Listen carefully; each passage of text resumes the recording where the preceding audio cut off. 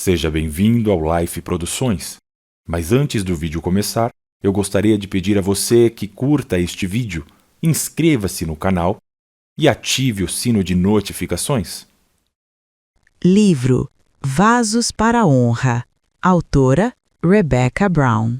Capítulo 8. A natureza pecaminosa.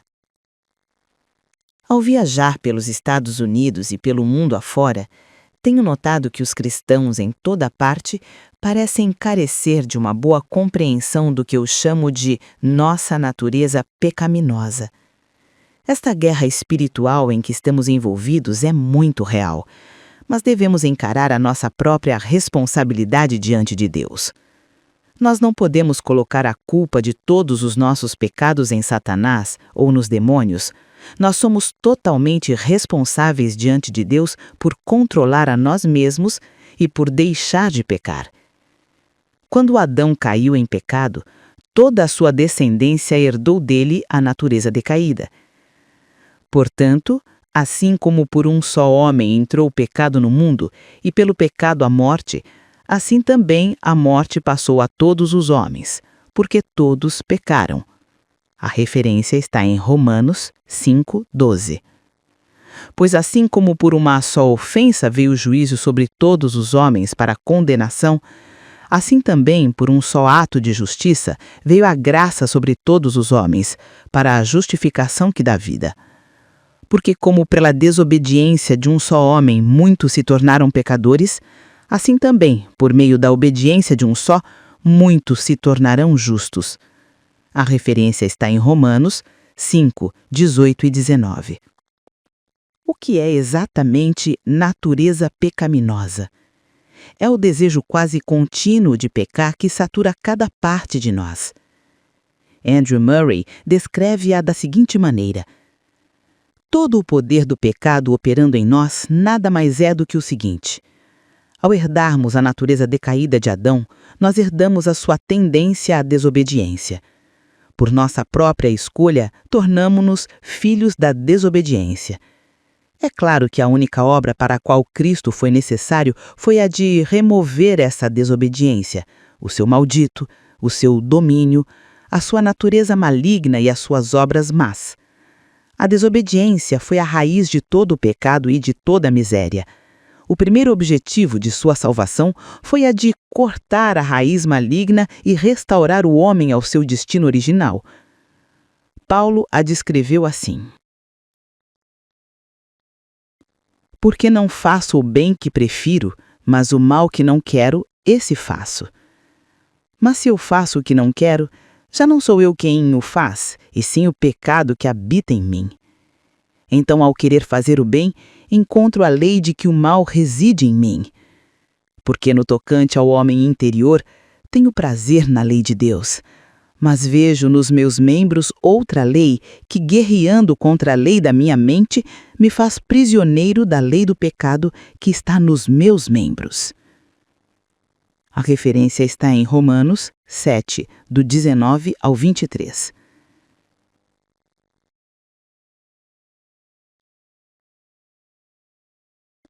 É claro que o desejo de pecar ainda está presente enquanto a mente deseja obedecer a Deus. O pecado é uma parte integral de nós. Isso é o que eu chamo de nossa natureza pecaminosa. As Escrituras se referem a essa natureza pecaminosa de diferentes maneiras. Algumas vezes ela é chamada de nosso velho homem. Sabendo isto, que foi crucificado com ele o nosso velho homem, para que o corpo do pecado seja destruído, e não sirvamos o pecado como escravos. A referência está em Romanos 6:6.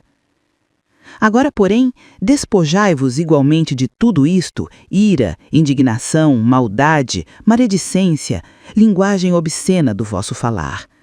Não mintais uns aos outros, uma vez que vos despistes do velho homem com os seus feitos e vos revestistes do novo homem que se refaz para o pleno conhecimento, segundo a imagem de aquele que o criou.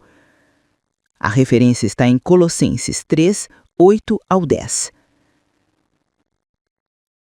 Algumas vezes, as Escrituras chamam essa natureza pecaminosa de nossa carne, ou de nossa natureza carnal. Porque a lei do Espírito da vida em Cristo Jesus te livrou da lei do pecado e da morte. Porquanto o que fora impossível à lei, no que estava enferma pela carne, isso fez Deus, enviando o seu próprio Filho em semelhança de carne pecaminosa, e no tocante ao pecado, e em efeito condenou Deus na carne o pecado, a fim de que o preceito da lei se cumprisse em nós, que não andamos segundo a carne, mas segundo o Espírito.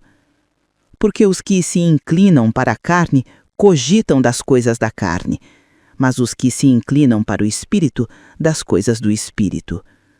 Porque o pendor da carne dá para a morte, mas o do Espírito para a vida e paz. Por isso, o pendor da carne é inimizade contra Deus, pois não está sujeito à lei de Deus, nem mesmo pode estar. Portanto, os que estão na carne não podem agradar a Deus. A referência está em Romanos 8, do 2 ao 8. O pecado está entranhado intimamente em todo o nosso ser, corpo, alma e espírito. Eis alguns versículos que mostram claramente a extensão com que o pecado se apossou de nós. Corpo. Desventurado homem que sou, quem me livrará do corpo desta morte? A referência está em Romanos 7, 24. Alma. Enganoso é o coração, mais do que todas as coisas, e desesperadamente corrupto. Quem o conhecerá? Eu, o Senhor, esquadrinho o coração. Eu provo os pensamentos, e isto para dar a cada um segundo o seu proceder, segundo o fruto das suas ações. A referência está em Jeremias 17, 9 e 10. Por isso, o pendor da carne é inimizade contra Deus, pois não está sujeito à lei de Deus, nem mesmo pode estar. A referência está em Romanos 8, 7. Espírito. Ou supondes que em vão afirma a Escritura, e com ciúme que por nós anseia o Espírito, que ele fez habitar em nós? A referência está em Tiago 4, 5. Tendo, pois, ó amados, tais promessas, purifiquemo-nos de toda a impureza, tanto da carne como do espírito, aperfeiçoando a nossa santidade no temor de Deus. A referência está em 2 Coríntios 7, 1. E, finalmente, o mesmo Deus da paz vos santifique em tudo, e o vosso espírito, alma e corpo sejam conservados íntegros e irrepreensíveis na vinda de nosso Senhor Jesus Cristo. A referência está em 1 Tessalonicenses 5, 23. Estas passagens mostram claramente que as três áreas do nosso ser, corpo, alma e espírito, estão afetadas pelo pecado. Todas as três áreas têm de ser limpas por nosso Senhor Jesus Cristo. Mas nós lidamos com o pecado dia a dia, na maioria das vezes com a nossa mente consciente.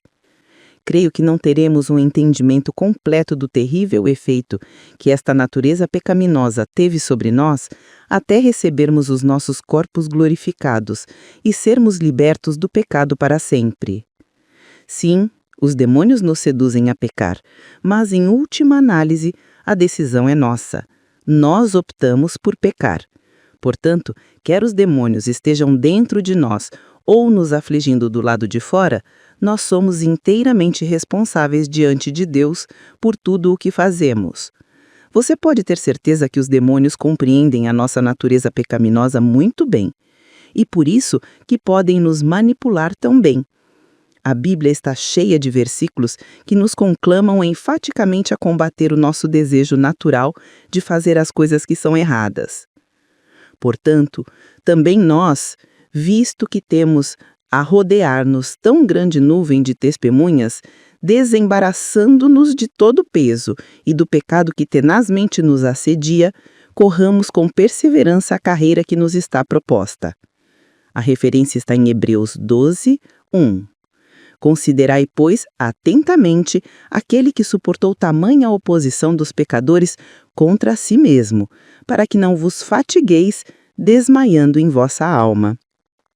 A referência está em Hebreus 12, 3 e 4.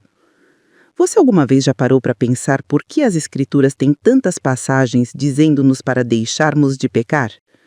Bem, em primeiro lugar, Deus é completamente santo e justo. Ele não pode permitir que o pecado permaneça. É por isso que Jesus morreu na cruz, para pagar o preço de nossos pecados, para Deus não ter que nos dar a justa punição e destruição que merecemos por eles.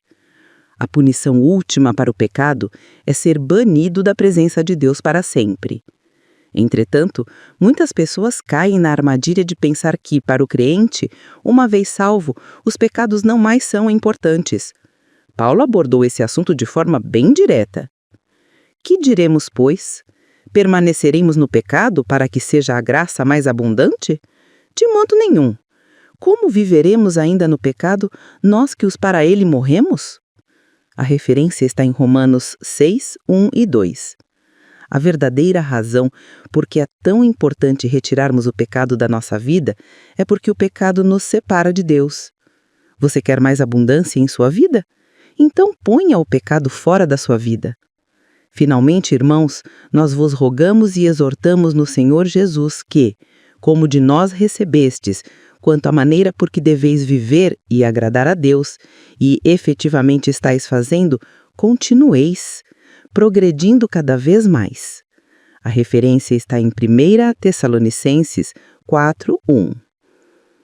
Pois esta é a vontade de Deus, a vossa santificação, que vos abstenhais da prostituição, que cada um de vós saiba possuir o próprio corpo em santificação e honra, não com o desejo de lascívia, como os gentios que não conhecem a Deus.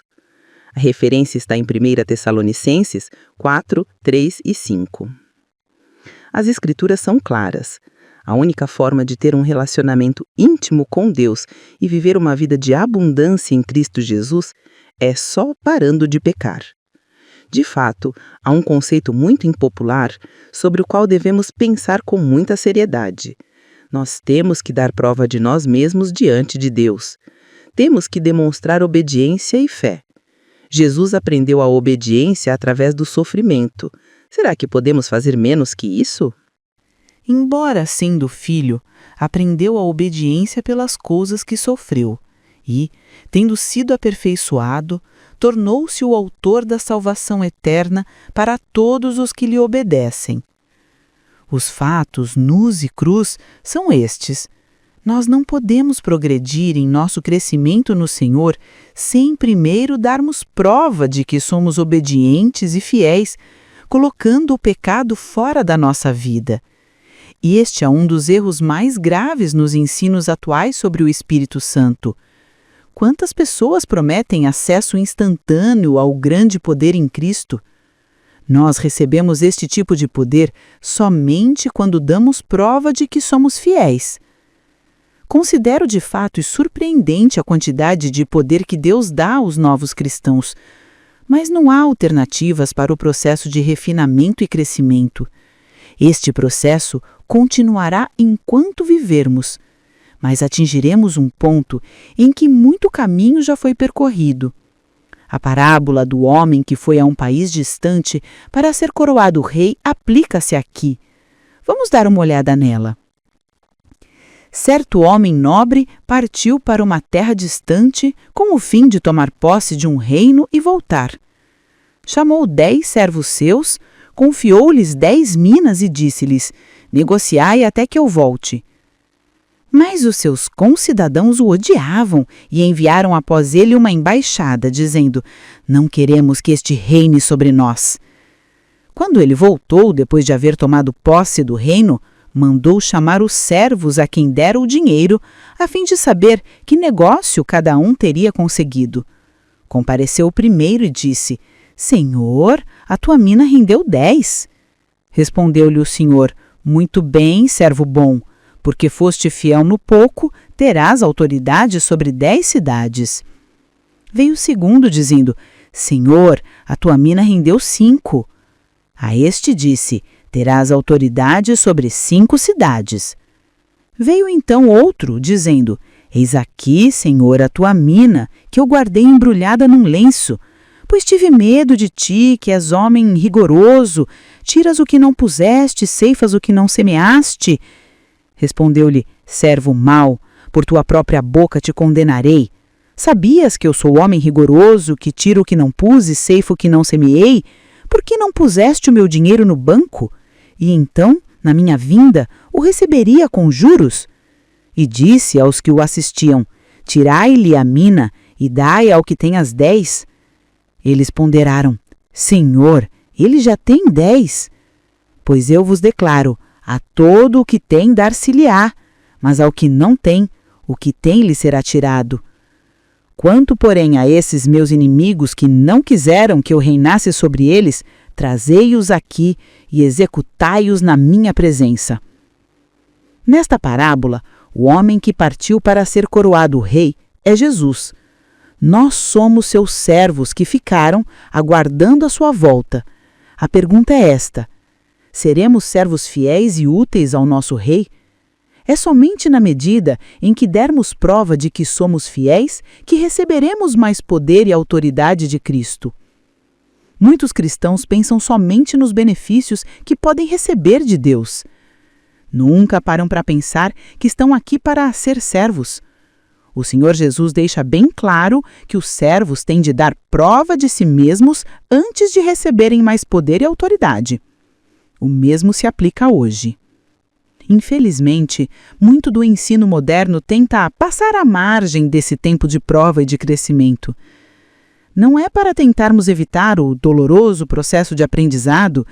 Cada servo de Deus nas páginas das Escrituras passou por esse processo. Estou convencida de que esta é a razão por que tantos na liderança caem. Lhes são confiadas posições de liderança muito rapidamente. Foi por isso que Paulo escreveu a Timóteo que a ninguém imponhas precipitadamente as mãos. Não te tornes cúmplice de pecados de outrem, conserva-te a ti mesmo puro. É necessário, portanto, que o bispo seja irrepreensível, esposo de uma só mulher, temperante, sóbrio, modesto, hospitaleiro. Não seja neófito, um crente novo, para não suceder que se ensoberbeça e incorra na condenação do diabo. Semelhantemente, quanto a diáconos, é necessário que sejam respeitáveis. Também estes sejam primeiramente experimentados, postos à prova, e, se mostrarem irrepreensíveis, exerçam o diaconato. As Escrituras não poderiam ser mais claras. Quem quer que venha a ser colocado em posição de autoridade no reino de Deus tem que primeiro dar prova de ser fiel, obedecendo a Deus e colocando o pecado fora da sua vida. Isto leva tempo. As Escrituras não especificam quanto tempo. É diferente para cada pessoa, mas leva algum tempo. Na minha própria vida, passei por 5 anos sendo provada pelo fogo, antes do Senhor me chamar para começar a atuar neste ministério. E então passei por mais 5 anos de provas ainda mais intensas antes que o meu primeiro livro fosse publicado. Isto totaliza 10 anos de intensa preparação e de provas por que eu passei. Tive que dar prova de que era fiel e obediente. Dou graças por esse período de provas, porque me deu uma profunda estabilidade no Senhor que eu não poderia ter obtido de nenhuma outra maneira. Nossa autoridade sobre o reino de Satanás aumenta à medida em que dermos prova de sermos firmes e fiéis. Temos que ser fiéis no pouco antes de podermos ser fiéis no muito. Não acredito que cada novo cristão receba autoridade em Cristo sobre os demônios que nele estão, mas não deve começar de imediato a lidar com os demônios em outros. Ele ainda não teve tempo de crescer ou de dar prova de si mesmo. Meu coração entristece, pois vejo isso acontecendo com os que saíram do satanismo. Com muita frequência, eles são logo levados a dar seu testemunho público, etc. O orgulho espreita na porta.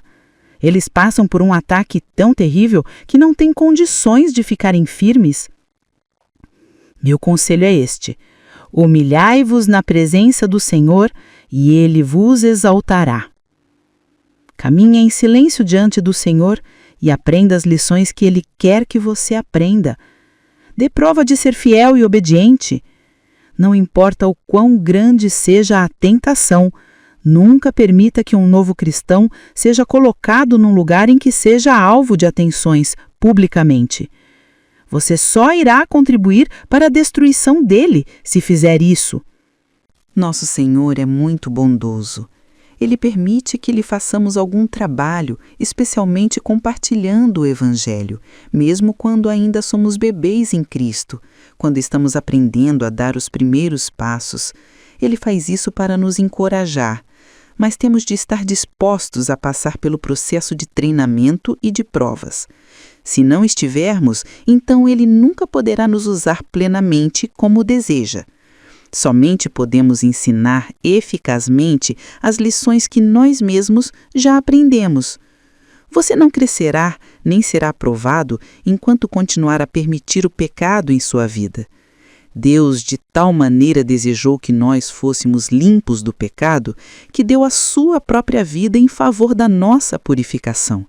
Nós também temos de desejar com o mesmo ardor ser livres do pecado, de maneira a estarmos dispostos a sacrificar qualquer coisa, não importa quão doloroso isso possa ser, para pôr o pecado fora de nossa vida.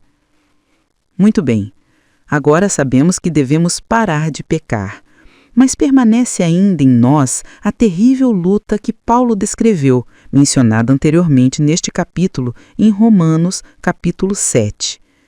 Como é que então podemos ter vitória nessa luta contra a nossa natureza pecaminosa? A resposta é simples. Temos de ter mais poder que nossa natureza pecaminosa ou nunca a poderemos vencer. Onde conseguir tal poder?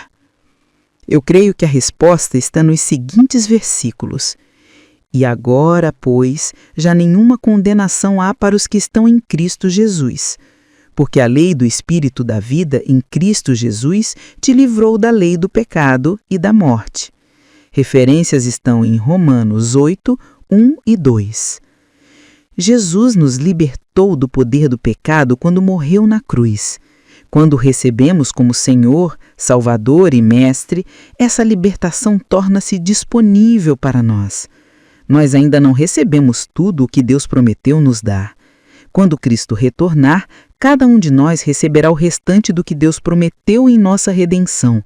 Receberemos um novo corpo físico glorificado, exatamente como o que Jesus recebeu. E o melhor de tudo, a nossa natureza pecaminosa será removida, de forma que nunca mais teremos que lutar novamente com ela. Pois a nossa pátria está nos céus, de onde também aguardamos o Salvador, o Senhor Jesus Cristo, o qual transformará o nosso corpo de humilhação para ser igual ao corpo da sua glória, segundo a eficácia do poder que ele tem de até subordinar a si todas as coisas. Esta é a nossa gloriosa esperança. Um dia, nós nunca mais teremos desejo de pecar e estaremos continuamente na presença do Senhor e o conheceremos face a face. Como eu anseio por esse dia! Mas, enquanto isso, devemos nos engajar na batalha contra o pecado. O caminho para a vitória sobre o pecado em nossa vida tem, na verdade, dois aspectos. O primeiro e mais importante meio de alcançar a vitória é através da operação do Espírito Santo em nossa vida. O segundo aspecto é mencionado em Romanos. Primeiramente, vou abordar a segunda parte da solução. Porque os que se inclinam para a carne cogitam das coisas da carne, mas os que se inclinam para o Espírito, das coisas do Espírito. Referência está em Romanos 8, 5. Posto de forma simples, quanto mais tempo estivermos dia após dia lendo a Bíblia, pensando na palavra de Deus, que é a Bíblia, e pensando em Deus, mais vitória teremos sobre a nossa natureza pecaminosa. O rei Davi aprendeu esta lição, assim como Josué antes dele. De que maneira poderá o jovem guardar puro o seu caminho? Observando-o segundo a tua palavra. De todo o coração te busquei, não me deixes fugir aos teus mandamentos. Guardo no coração as tuas palavras, para não pecar contra ti. Referência está em Salmo 119, do 1 ao 11. Deus ordenou a Josué: não cesses de falar deste livro da lei, antes medita nele dia e noite, para que tenhas cuidado de fazer segundo tudo quanto nele está escrito. Então farás prosperar o teu caminho e serás bem-sucedido. Pois é, há uma coisa na Bíblia que a torna diferente de qualquer outro livro do mundo. Ela é literalmente viva. Ela é viva porque é Deus falando conosco. Porque a palavra de Deus é viva e eficaz, e mais cortante do que qualquer espada de 2 gumes. Referência está em Hebreus 4, 12. Nenhum outro livro ou página impressa em todo o mundo tem o poder que só a Bíblia tem. Quanto mais saturarmos toda a nossa vida e a nossa mente com as Escrituras, mais poder teremos para viver em obediência a elas, colocando assim o pecado fora da nossa vida. Entretanto, precisamos estudar a Bíblia para obedecê-la. Se você se acostumar a estudar a Bíblia sem um sério e claro propósito de obedecê-la, você estará se firmando na desobediência. Nunca leia a palavra de Deus concernente a qualquer aspecto da sua vida, sem estar sinceramente decidido a obedecê-la imediatamente, pedindo a Deus graça para fazê-lo. Deus nos deu a sua palavra para nos dizer o que Ele quer que façamos e para nos mostrar a graça que Ele proveu para nos capacitar para isso. Como é triste quando alguém pensa que é uma atitude piedosa simplesmente ler a palavra, sem um sério esforço para obedecê-la. Que Deus nos guarde desse terrível pecado. Que tenhamos como um hábito sagrado dizer a Deus: Senhor, tudo o que eu sei ser a tua vontade, obedecerei imediatamente. Sempre leia com um coração rendido à obediência voluntária. A obediência, o segredo do crente, por Andrew Murray, página 46. Você já notou como é difícil pegar a Bíblia para lê-la se você deixou que se passassem alguns dias sem a ler? Oh, quão rapidamente a nossa natureza pecaminosa ganha força se nós não a mantivermos sob controle.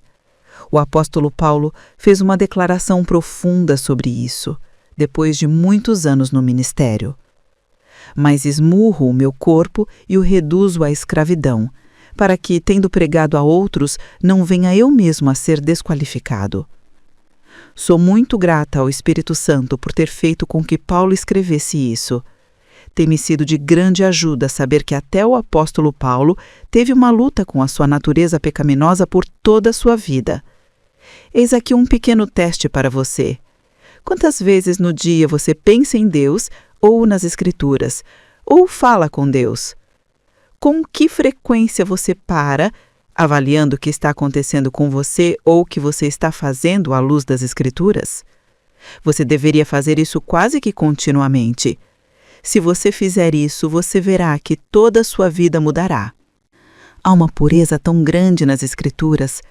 Sempre que estou trabalhando com pessoas que abandonaram o satanismo, ouço e vejo coisas terríveis.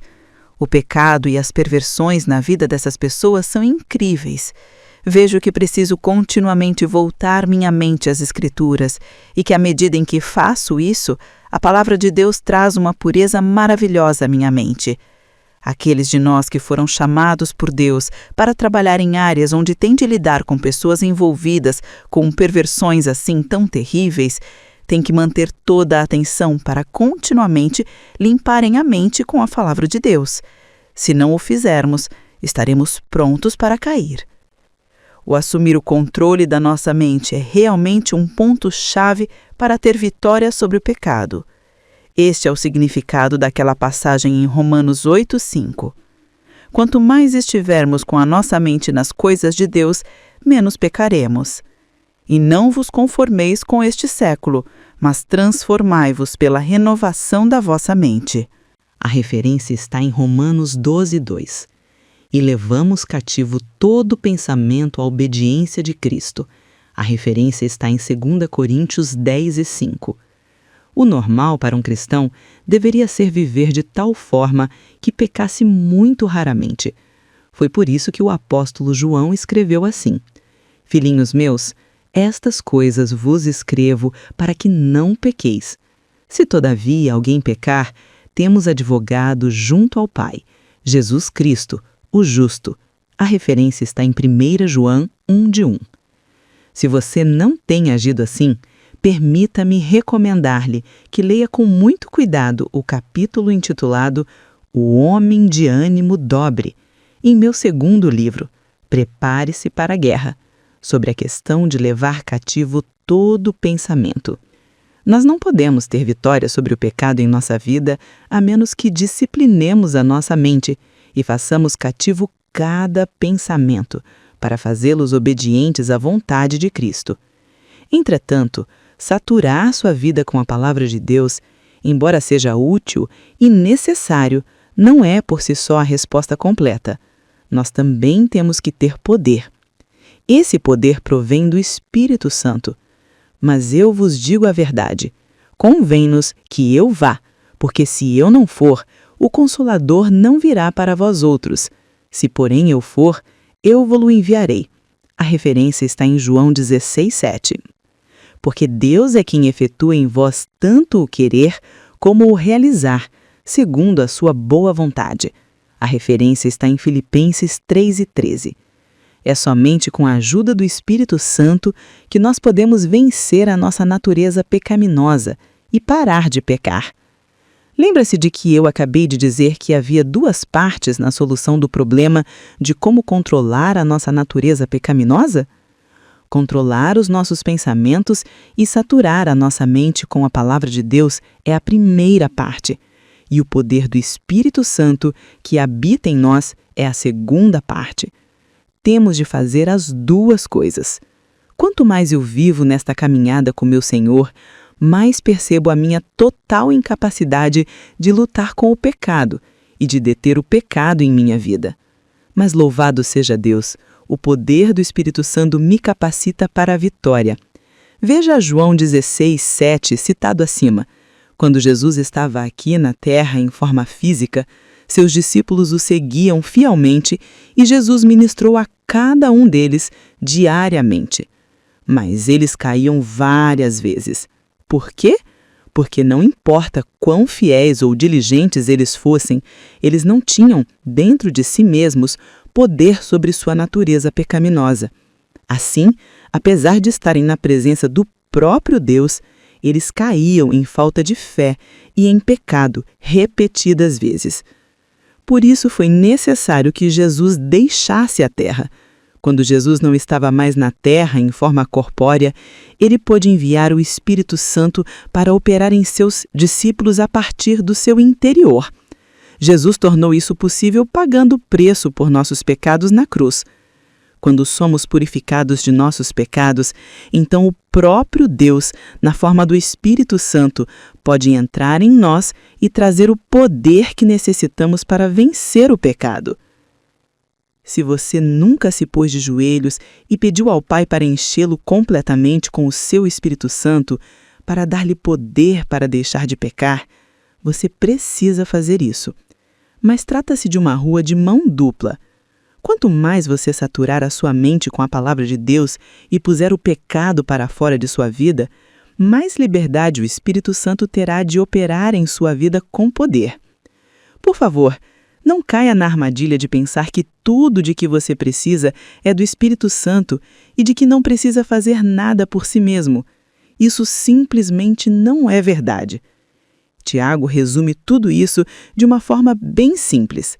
Despojando-vos, portanto, de toda impureza e acúmulo de maldade, acolhei com mansidão a palavra em vós implantada, a qual é poderosa para salvar a vossa alma. Tornai-vos, pois, praticantes da palavra, e não somente ouvintes, enganando-vos a vós mesmos.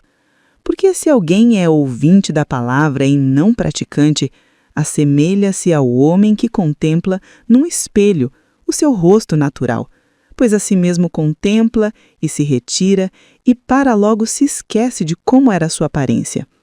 Mas aquele que considera atentamente na lei perfeita, lei da liberdade, e nela persevera, não sendo ouvinte negligente, mas operoso praticante, esse será bem-aventurado no que realizar. A referência está em Tiago 1:25. Assim também a fé, se não tiver obras, por si só está morta. Mas alguém dirá, tu tens fé e eu tenho obras. Mostra-me essa tua fé sem as obras, e eu, com as obras, te mostrarei a minha fé. Crês tu que Deus é um só? Fazes bem, até os demônios creem e tremem. Queres, pois, ficar certo, ó homem insensato, de que a fé sem as obras é inoperante? A referência está em Tiago 2:17-20. Temos hoje em dia caído com muita frequência na armadilha de buscarmos apenas sinais e prodígios. É por isso que há tantos livros nas prateleiras cristãs sobre como curar, como realizar milagres, etc. Deus está muito mais interessado em nossa obediência diária e em nosso andar fiel do que em realizar milagres, sinais e maravilhas. Com muita frequência, os cristãos hoje em dia estão caindo em engano e aceitando contrafações demoníacas como sendo sinais e milagres de Deus. Você não pode ter verdadeiros sinais e maravilhas do Espírito Santo em sua vida sem andar por um caminho de obediência e disciplina, colocando o pecado fora da sua vida. O Espírito Santo é um auxílio maravilhoso para nós na luta contra o pecado. Peça ao Senhor para chamar sua atenção àqueles versículos das Escrituras que se aplicam particularmente aos pecados que você comete mais comumente. Então, memorize esses versículos e peça ao Espírito Santo para trazê-los à sua mente quando você estiver para cometer um pecado. O Espírito Santo sabe tudo o que iremos fazer antes que o façamos. Ele monitora tudo o que fazemos. Ele pode ajudar-nos a parar de pecar. Vou dar-lhe um exemplo da minha própria vida. Há uns 2 anos, 2 mulheres jovens vieram morar conosco, comigo e com Elaine, por uns poucos meses. Elas foram chamadas por Deus para ajudar-nos em nosso ministério, mas não estavam dispostas à rígida disciplina necessária em nossa vida. Elas acabaram voltando-se contra mim e passaram a espalhar mentiras a meu respeito para outras pessoas que me conheciam. Eu estava ficando um tanto irritada com toda essa situação. Um fim de semana, durante o meu tempo de devoção ao Senhor, comecei a ler as cartas escritas por Pedro. Cheguei a 1 Pedro 2:21-23. Enquanto eu lia esses versículos, o Espírito Santo falou-me muito claramente. Memorize estes versículos, disse ele. E cada vez que estiver para pecar a esse respeito, eu os trarei de volta à sua mente consciente. Eis aqui os versículos que memorizei. Porquanto para isto mesmo fostes chamados, pois que também Cristo sofreu em vosso lugar, deixando-vos exemplo para seguirdes os seus passos, o qual não cometeu pecado, nem dolo algum se achou em sua boca. Pois ele, quando ultrajado, não revidava com ultraje, quando maltratado, não fazia ameaças, mas entregava-se àquele que julga retamente. 1 Pedro 2:21-23. Como dá para ver, esta passagem disse-me que mesmo que aquelas 2 estivessem dizendo toda sorte de mentiras a meu respeito, eu não deveria me defender, mas perdoá-las e entregar toda a questão nas mãos do Senhor. Bem, eu pedi a elas que saíssem de casa, mas o Senhor as impediu totalmente de fazer isso por uns 3 longos meses. Você tem alguma ideia de quantas vezes o Espírito Santo teve de trazer de volta esses versículos à minha mente durante aqueles 3 meses? Mas por ter esses versículos em minha mente, isso me impediu de pecar naquela situação. Louvado seja Deus! O Espírito Santo será um grande auxílio para você se tão somente você o obedecer. Há um princípio muito importante que quero dar-lhe. A raiz de todo o pecado é estar centrado em si mesmo. Oh, como amamos pensar em nós mesmos! A raiz de toda doença mental é o pecado de estar centrado em si mesmo. A característica de quem é doente mental ou que tem muitos problemas em sua vida é que se recusa a pensar em qualquer outra coisa ou pessoa que não seja em si mesmo. Note que eu disse que se recusa, e não que é incapaz de. As pessoas mentalmente doentes optam por ser mentalmente doentes na maior parte das vezes. Elas usam a desculpa das rejeições e das feridas passadas, mas pare para pensar por um minuto. Alguém já sofreu mais rejeição e dor do que Jesus? Não! Em que terrível situação estaríamos nós se Jesus deliberadamente tivesse gasto seu tempo em autopiedade e ficasse considerando e reagindo à dor e à rejeição que ele sofreu? As pessoas, em sua maioria, sejam classificadas como doentes mentais ou não, gastam a maior parte do seu tempo pensando em si mesmas. Isso é verdade principalmente com respeito às pessoas que têm o que se chama de complexo de inferioridade. Sei do que estou falando porque fui culpada desse pecado por alguns anos. Foi uma das primeiras coisas que o Espírito Santo exigiu que eu confrontasse quando aceitei Jesus como Senhor de toda a minha vida. Eu sofri muita rejeição quando criança enquanto crescia. Como consequência disso, eu me achava sem valor, feia e repulsiva às outras pessoas. Eu tinha tamanho complexo de inferioridade que nunca me atrevia a entrar desacompanhada em um restaurante fast food para comer. Eu não queria que as pessoas olhassem para mim. Nunca vou me esquecer daquela noite, alguns dias depois de eu ter aceito Jesus como o único Senhor da minha vida, em que o Espírito Santo tratou comigo com respeito àquele problema. Eu estava para entrar com o carro em direção à janela de atendimento a carros do McDonald's, quando o Senhor falou comigo com profunda força e clareza. Não vá por aí. Entre, escolha uma mesa, sente-se e coma. Mas, Senhor, eu repliquei, tu sabes que eu não suporto isso. O que todas as pessoas vão pensar de mim comendo sozinha? A resposta do Senhor foi suave, clara e certeira. Este é que é o problema. Você nunca pensa em nada além de em si mesma. Você tem de confessar o seu complexo de inferioridade como pecado. É o pecado do egocentrismo. O fato é que você não é assim tão importante para que as outras pessoas se importem com você. Todas elas estão pensando em si mesmas. Eu fiquei chocada, mas imediatamente me convenci de que era verdade o que o Espírito Santo me dissera. Paranoia, complexos de inferioridade, pessoas reagindo por terem sofrido rejeição no passado. Tudo isso é o pecado do egocentrismo.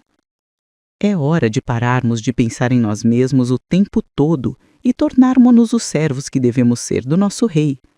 Alguém o feriu? Então, diante de Deus, você tem que perdoá-lo. Você sabe o que significa perdoar? Sede misericordiosos, como também é misericordioso vosso Pai. Não julgueis e não sereis julgados. Não condeneis e não sereis condenados. Perdoai e sereis perdoados. A referência está em Lucas 6, do 36 ao 37. E não entristeçais o Espírito de Deus, no qual fostes selados para o dia da redenção. Longe de vós toda amargura, e cólera, e ira, e gritaria e blasfêmias, e bem assim toda malícia. Antes, sede uns para com os outros benignos compassivos, perdoando-vos uns aos outros, como também Deus em Cristo vos perdoou. A referência está em Efésios 4, do 30 ao 32. Se nós nos recusarmos a perdoar aqueles que nos feriram, entristeceremos o Espírito Santo e assim ele não poderá atuar em nossa vida.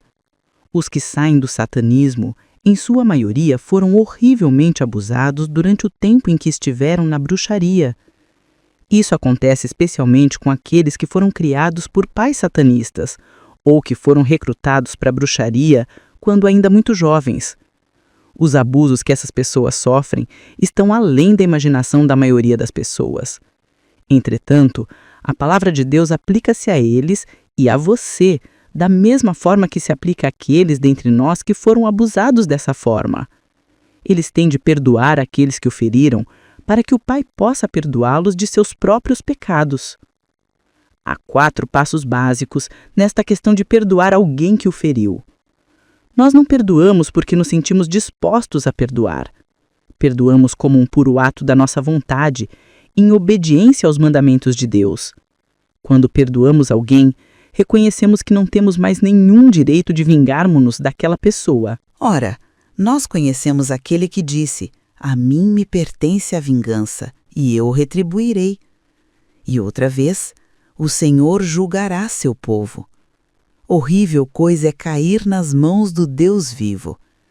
A referência está em Hebreus 10, 30 ao 31. Bendizei aos que vos maldizem, orai pelos que vos caluniam. A referência está em Lucas 6, 28. 3. Quando perdoamos alguém, devemos fazê-lo seguindo o exemplo de Deus. Uma vez que tenhamos perdoado alguém, não temos mais nenhum direito de permitir que permaneçam em nossa mente as lembranças e os pensamentos quanto ao que tal pessoa fez para nos ferir. Temos de disciplinar a nossa mente e parar de pensar em nós mesmos. Pois para com as suas iniquidades, usarei de misericórdia e dos seus pecados jamais me lembrarei. A referência está em Hebreus 8, 12. 4. Uma vez que tenhamos dado estes passos em obediência a Deus, podemos pedir ao Pai que controle e mude as emoções que estivermos sentindo. Nós, seres humanos, podemos fazer muito pouco para controlar ou mudar as nossas emoções. Mas o Senhor pode e irá fazê-lo, à medida em que o obedeçamos e perdoemos aqueles que nos feriram. Muitos cristãos evitam toda essa questão do perdão, reprimindo suas emoções. Sabemos que não devemos ficar com ressentimento nem irados quando alguém fez algo contra nós. É muito mais fácil lançar as emoções inaceitáveis para fora da nossa mente consciente, em vez de enfrentarmos o necessário perdão ou a confrontação de toda a situação. Se um irmão pecar contra nós, não temos apenas o mandamento de perdoá-lo. A palavra também nos ordena a falar com ele e a mostrar-lhe o seu pecado. Então, quer ele se arrependa ou não, temos que perdoá-lo. Reprimir o ódio e a dor é uma forma de evitar toda essa situação. Essa não é a vontade de Deus, que sempre requer de nós plena sinceridade. Quando perdoamos alguém, devemos também falar sinceramente com o Senhor, reconhecendo e admitindo nossas verdadeiras emoções na situação. Quando fazemos isso, temos então o direito de pedir ao Senhor que cure e modifique as nossas emoções.